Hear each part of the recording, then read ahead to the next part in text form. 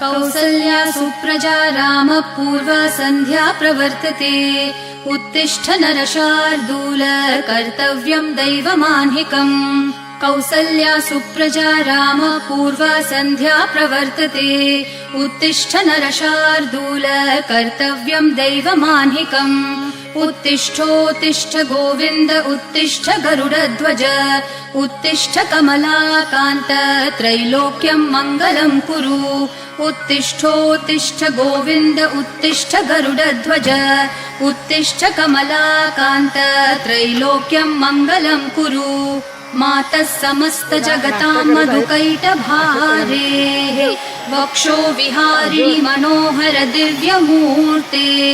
श्रीस्वामिनि श्रितजनप्रिय दानशीले श्रीवेङ्कटेश दयिते तव सुप्रभातम्।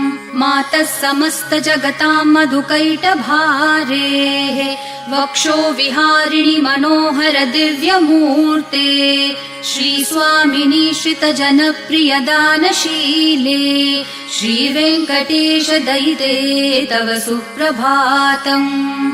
तव सुप्रभातमरविन्दलोचने भवतु प्रसन्नमुखचन्द्रमण्डले।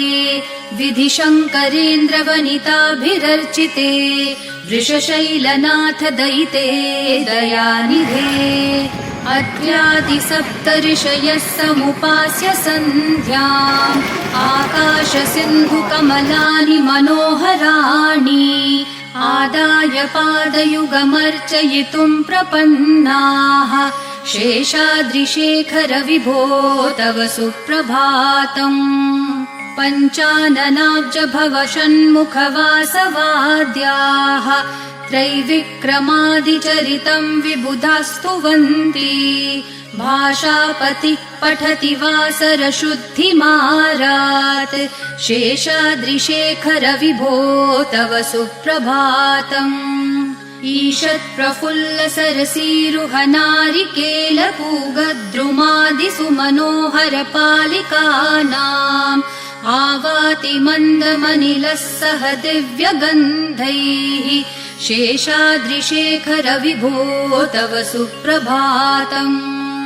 उन्मील्य नेत्रयुगमुत्तम पञ्चरस्था पात्रावशिष्ठ कदलीफलपायसानि भूत्वा सलीलमथ केलिशुकाः पठन्ति शेषाद्रिशेखर विभो तव सुप्रभातम्।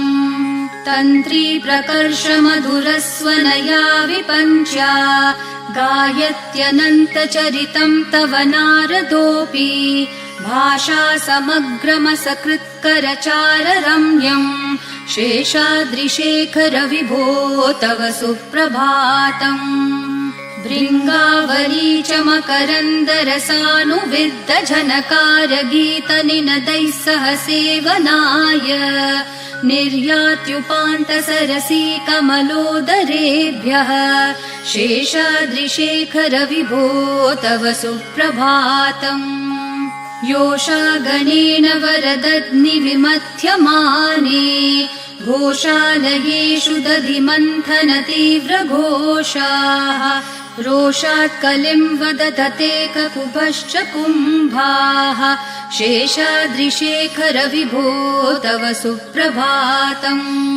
पद्मेशमित्र शतपत्र गतालिवर्गाः हर्तुम् श्रियम् कुवलयस्य निजाङ्गलक्ष्म्या भेरीनिनादमिव बिभ्रति तीव्रनादम् शेषाद्रिशेखर विभो तव सुप्रभातम्।